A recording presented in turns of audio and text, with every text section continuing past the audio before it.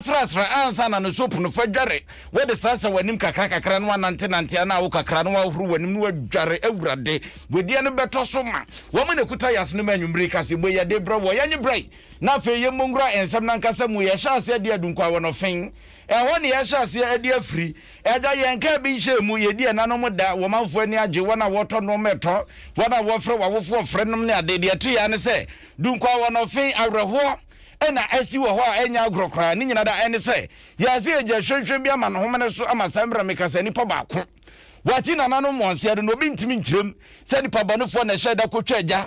ede to dan ni mu o se ya nyina mahoden anasa kandre ena nipa kro ndi kodi dwuma ne kotwa agya tu mu o se den yo wo bia ntimi nkyere na yabo ya homade se yansa beka panyini baako obo no nasem ni si nanimu na afia ne na twetwe nkomo no akyere ye ensem na nkasa mu ne hu se de no ma esi eko na awrahosam no emra esi ya na ne ase abusu mabonyenye wo mabonyenye enya agrokra ye saka panyini no ye na twetwe nkomo na agya se de no ma sikoi won fanto ye efia wonya maaye ho etiansa na no yento aso na afi yenko ye mo ba ne ye na so yento anwumere kase so na ye mongra yensan foforo mu no shebe dwane de ma manfa Wokrache West e woti mantam ne mo Helena Adwantoso ena wode atom ma ye won mpasua no so nyina ni mu se won hwo ni mu ten won botaye won susu ye won trimu adwene se wo beboa ama won so da che si ye no e ma no hwe so won bedu sa botaye no ho no shebe dwane editudwa echeche mu ma ye de akotene e wo man bia ne nkanko mu ye fie ye nwuma ba bia oba begina bia no ohunu se modern bo e yade a ekonanimu e wo mu ento ode atom ba ni mu se ba bia ye du bedua ba bia du besie bia no hwe se won toto ne ma se ne mo be ye wadwuma se de sefata meka se ma me Helena Adwantoso wakocha de ene eso yi machine ba aduasa hairdressers ho akode no aka de wode ne nyina so constituency wonne ma me nom ye di wo mo da multimedia ya Adom branti ye de na pa ye ma me ayiko ba ye sei ena Helena Adwantoso so ekoye bi wo na bato mpese so ya mpese me kamales di emano mumo modi ansep siankanwa gana enyi na emana wo mo so wo bia single mothers wo mo titu wo mo asem sese ne ne masi ko ena adwuma nso enyi ena yento mama bai bayire yento bia tiama monsem and because they say mama single mother one no say apalano so I don't know what was here and famous the constituents for say when you said senior could be a mushaki and brother and a quarter. No one senior and my year on Timotokin, but to key unload you was Yapan yet. Timotokin on which we give it. No senior on Timotokin and the omo fish and the omo baile. The woman said, Ma, you come one, then you show a dear happy Mother's Day, especially single Mother's Day. Ani awuti ye ya Wokrache West mrasho bedwani wo timantamu mame Helena Adwantoso eri etene nkasa nne enanu mu dai wakwa ya adoye na adehye ma ebia adoye bi so won mo so no wo mu hunu ne wo ye won mo mame wo so wo ye obatampa wo abadaye na botaye ntia wode echapade yi ababacha wo mo no wo mo behwe se wo mbedu hu Edi asidafo edi ama ye mama adua ele adi awaya maye meni ndafra obetimi aye maye mi amigina e femi amawuda do ma point aduma 2000 bana mi nya mpo afọ ya obema na si ye mama adua ele mi suneti ya aduma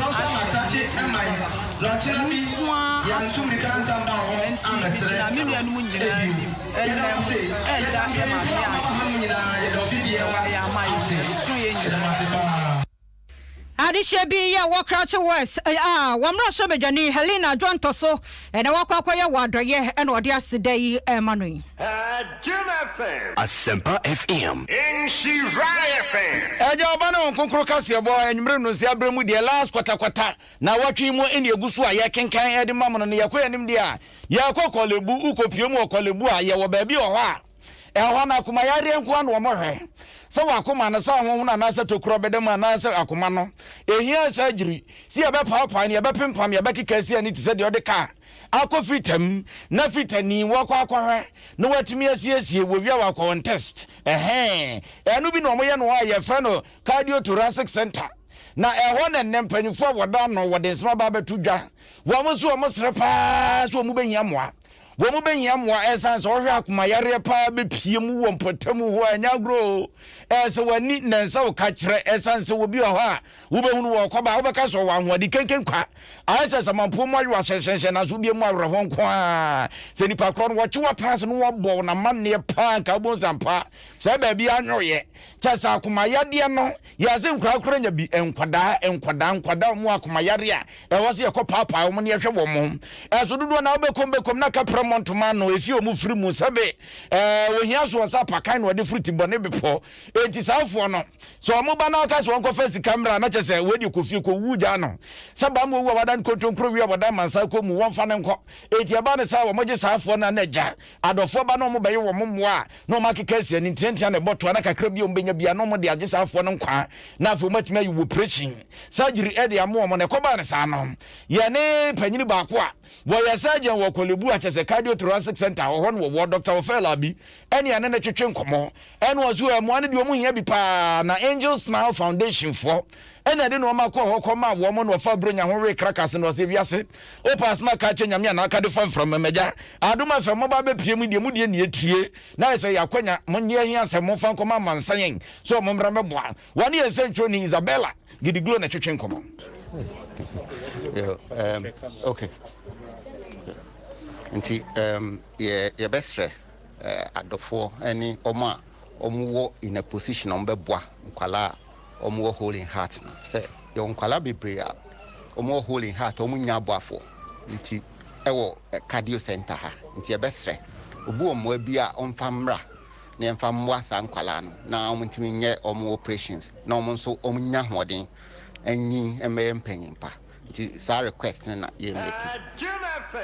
ani ayekoti ye kopie mu okolebu a cardiothoracic center wo ye surgeon e wo ho Dr. Ofela bi na tes wo den samutu dwane na nwumaku a wo mkoya sa do ye na Angel Smile Foundation panyina wo kasa de ma wo mo na ne wo no so de ne sam tudwa iris kwashi nesma wo kanyina da ene se nyese bi o manya bi amana boso ene wo so wo mo de kwa akwoche ne mu makoya nanom da ye nyina nim se nanom abadaye ene te ko ba ne sa no ena panyimpa wo ne da koya no prophetess Beatrice wo se da bi o wo so okwa no otimi koya doye enti ho sunsunso ena abede dwadom kase boye so nya bia ye kenkan nti iris wo no so chim Me two mothers, especially single mothers, no more for say. More give it up or kwala ne ho. Omo bomodin no mo mi omonim no mo nye adwumaden no mo fan hye kwala no na dachi omo so beba mfaso. Any ayekoti ye iris kwashi wo no ene kasa ma prophetess Beatrice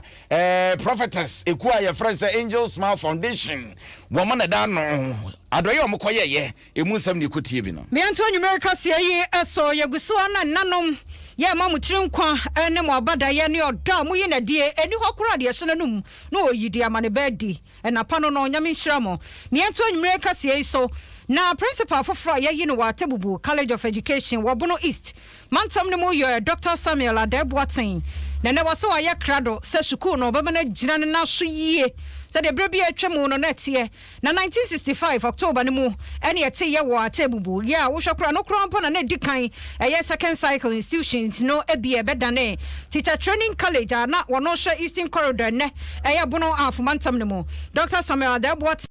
so Dubako eye principal wotoso Dubako ede na akwa school no ano wose enne niam bebre asesa wo wi asinti ene ya babata ne nan so se wono ane principal wotoso Dubako ne de ene adwuma no wo ba be som no ye ne yie aboa ama bota ye nti ampanfo de si ho no wo madu ho mra bi atwam na nka wono ene ye dean of faculty wo Kofoduate Teaching University ɛna ɛne yapagya no mu adina bedru ha ɛne ɛwɔ so afena mu di nsia kan tamo no nsɛm ahodoɔ bi yɛ a wɔde ato dwa ɛni. I find that this is that attempting to stand out in these years, not only for providing tertiary level professional and technical education, but also for proudly carrying out human needs in an entrepreneurial environment. I see Adom College of Education becoming a preferred destination for knowledge acquisition and professional training, a human resource post of industry, a location for excellent teaching, learning and applied research, and a beacon of solutions to community problems in Ghana and New York. Ladies and gentlemen, my vision is based on our nation's recognition of professional teacher training as a means of enhancing the quality of teaching and training in our basic schools, especially at a very basic level. To this end, this vision shall be driven by 6 thematic areas: to develop government policies and structures that enhance teaching and learning, research, and community service; to develop staff capacity, improve upon institutional collaboration, and enhance staff motivation; to improve upon existing infrastructure, to inculcate ICT into teaching, learning, and research, and to introduce new programs of study in line with the mandate given by the Act 847, and finally to improve upon resource mobilization. Dr. Samuel Adabuatin, principal for Froya, you know, so one share at Abubu College of Education, Buno East, Mantamnimo, and your cotton and canon to a Sano, Buno East, Mantamnimo, so for your Cosia Dujan, and your the Chim Quansam now, Quama, principal, he say, one Shannon Bota, Yen Tea, Yadanaba, you know, or also bet to me so a do home. What the Atun one him, sir, a brown also, do obey you be a Babuama school, no so Jan and I saw no one here, no one ye.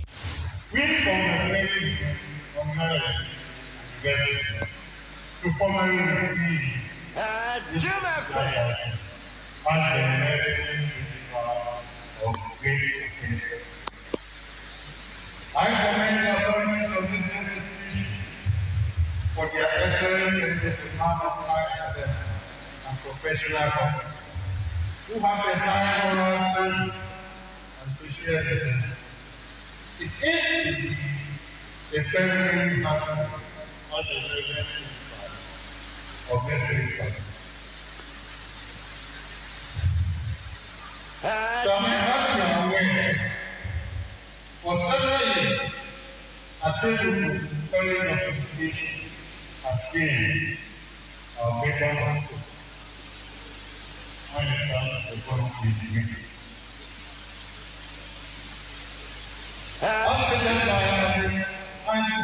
Education is not a learning of handicraft, but a training of the mind. When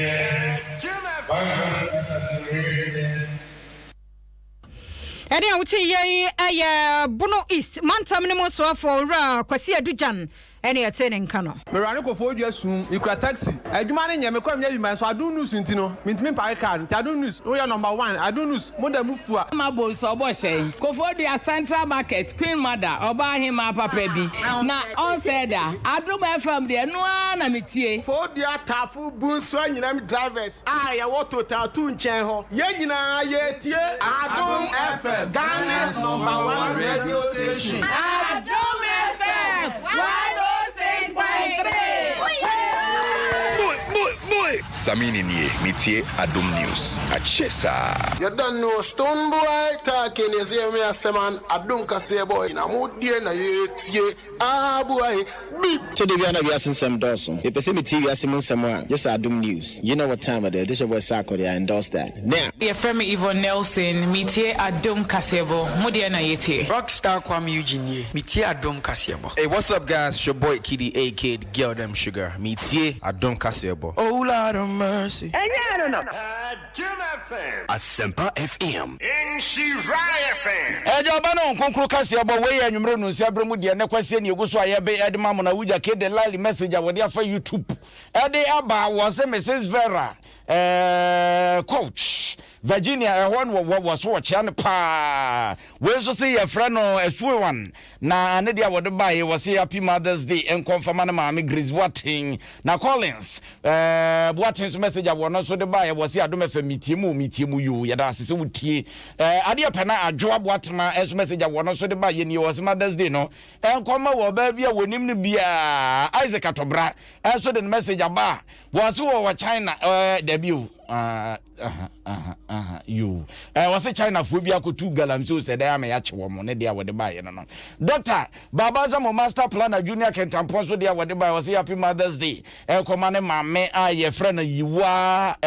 nazu na dodo na friend Akufo Addo mame o Kentampon you mame nyame insha way na Ghana love so de ne dia boss happy Mother's Day enkoma ne mame Cecilia Ivy na takrade ho en wo takrade news site was wodo pa mame wodo da costa aboaje so the message aba was Efifi mantemu ehon wo a wotie yen na wose wodoben senior high school ehon wotie yen afri yenkoyanim ne yakoyanim dia ensema na sentem ebetwa mfre ani nsire ne wo mamu a ebeda na efri na omanfo die #fix the country sempanyufo nyoman ni ye essence biase ye digya wane de aso yesi wo na wosa wansa wo man na se no ma bi nkoye na so empanyufo bubu wo maso nnua sabi wo masa wo mani te se panyina wayi from abon wo ni pam ene wo sofo a wo no in the risk asem so wo man mu ka no furiata wo ba monte ba be yi anu wo se da enye se bia empanyufo da adwuma na ye de am wo no so wo se empanyufo atempenten kwani ahesu ano pawia ne anwumre se de be ya bo man ga ne yebetimi akora ne yebesiese na ya akono se nkyena na ga na fa ne tema pafra bo se ga na wo manfo ya na ga na yesi di na yesi di euro na na euro bi na dollar na na ye dollar na pounds ne pam na tata no no se nyina mo ye ho adwuma wo mo ye ho adwuma mo ye siesie ne mo ba srese ba akofo nkyere danfo ho ba akofo nsa enso awurade ani kata etu ne ga na fo nyina na ebe ka bo mu na ja wo man ne yetimi akora na am na timi agina ne na so se kyere ben no atimi aginam den na koba se wo bi firi ba bi ba sa wo ye dollar wo ye hwan na ba rofa sidi no wo bu kono na ne wankwa na wo bete de na chese sidi no wo begina na so pa na wase wone asoya wodo no wo keka wo ho bom se de be ya sa adwumadi wo nyina betumi akoso edi kan asoya hwa kwantempon won sam so wo mugu so ka se de be ya akwan no betumi ada so sa so na ba bi azuazu ni nyina wo mo hwe so wo mu betumi ho adwuma na so kroba ya kakra bran de hia ne se Ghana be konkan ma Ghana fo so matimi adwo wo mo no wo so fo no ene wo to won sa friends entrofo gina sipie ni apaso a anu ye wo de bae. I was not elected by the overwhelming majority of the Ghanaian people to complain or compare. I was elected to get things done. I was elected to fix what is broken, and my government and I are determined to do just that. We commit to working with fellow Ghanaians to do just that. Ladies and gentlemen, in the coming days, we will move swiftly to address some of the issues that the #Fix the Economy have raised. First, I'm working with the Minister for Water and Sanitation to immediately ensure potable water to areas of critical need. Second, I'm working with the Ministers of Road and Highways and Transport and Interior to address congestion along the major highways. Third, we are fast-tracking the implementation of the 200 million Jobs and Skills Program and Economic Transformation Program to enhance job creation significantly. This intervention is designed to facilitate new and expanded private sector businesses to employ more people. This, we believe, is a more sustainable way to rebuild this economy instead of expanding government employment schemes. Fourth, starting this month, we are rolling out over 8 additional interventions under the Ghana Cares Obatampa program. These will be in the health, agriculture, tourism, trade, digitization, science and technology, housing, and financial services. Fifth, by the end of July, we'll have a new development bank capitalized at over $500 million that will provide long-term wholesale financing, not retail as happened in the past, to the private sector through commercial banks and non-bank financial institutions such as venture capital companies for SMEs to ensure financing to support the youth. The good people of Ghana have given us a mandate to get things done. For us as a government, this is a clarion call for a national conversation on the shared burden. What a clarion call. Nese, and somebody has been the pusu nyaka, said your man for Sika face the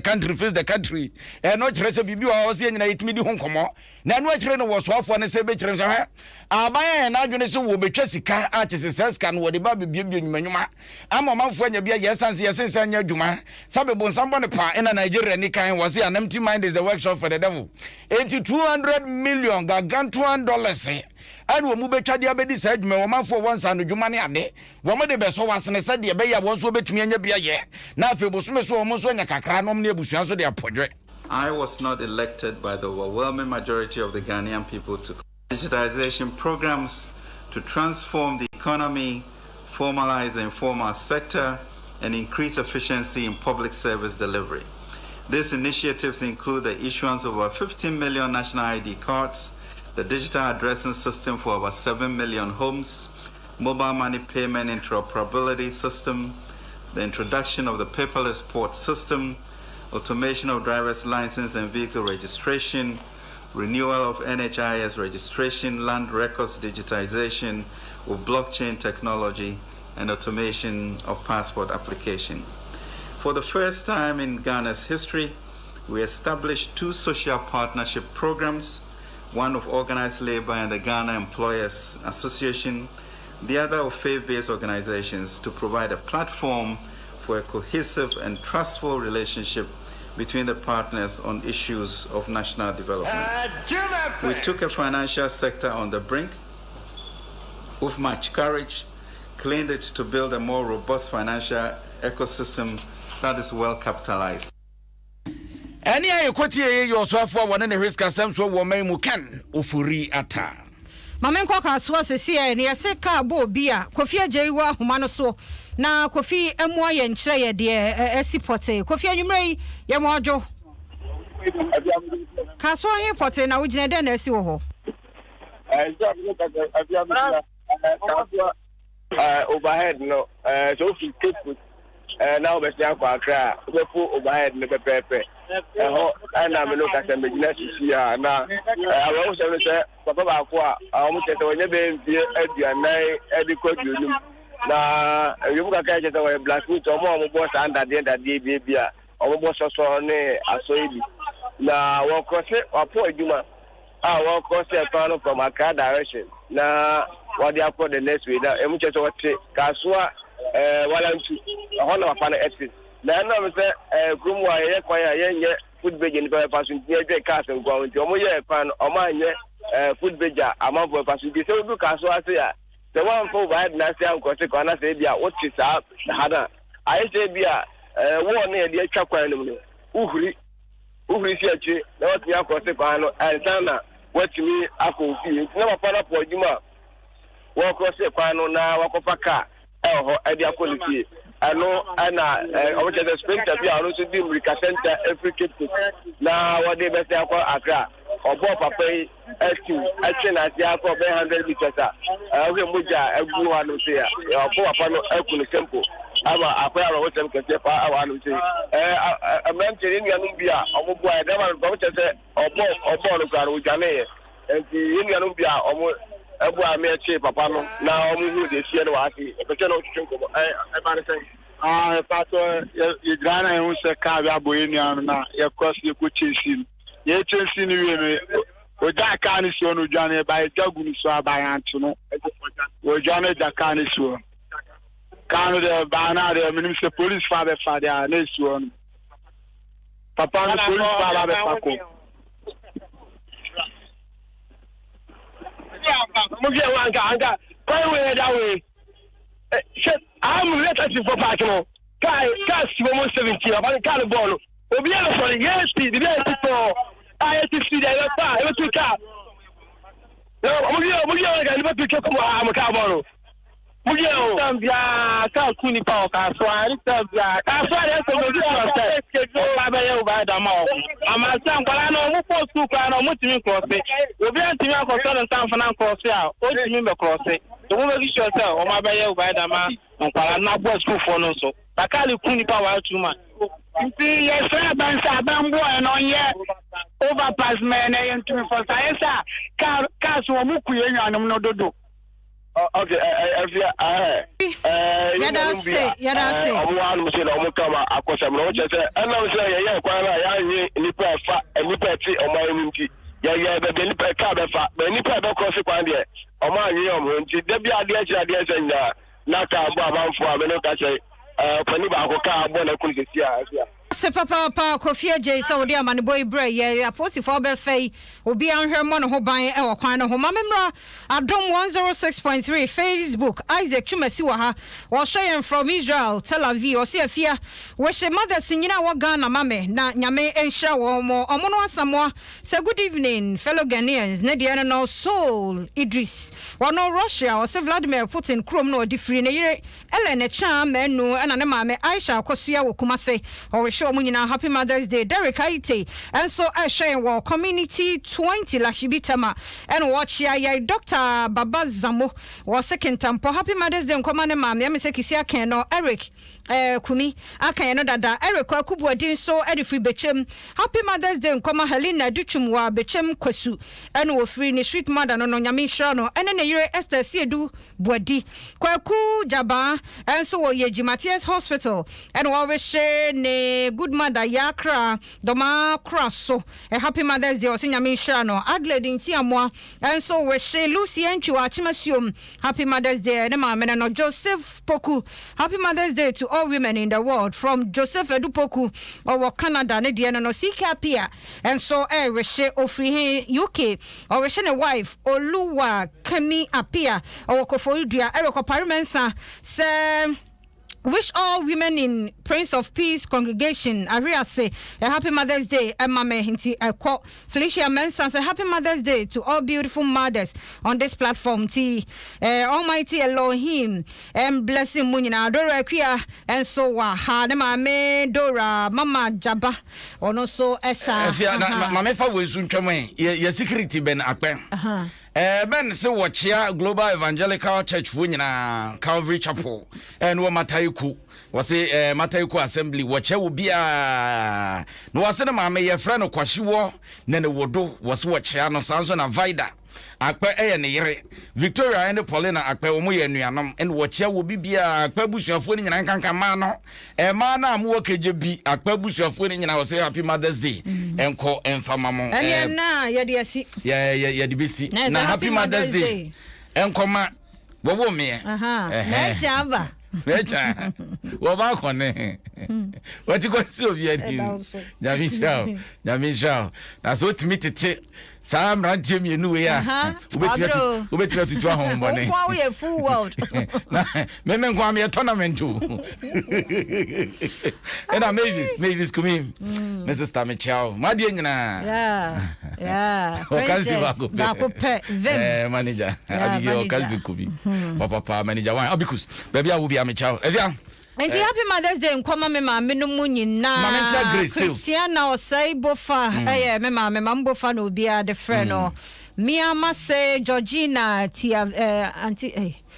Tevia and Auntie V and me na nadwo apna mai me maame mu nyina sesi a me kan ye edina for me so ba me maame no mo doso ya me hira mu nyina ba ko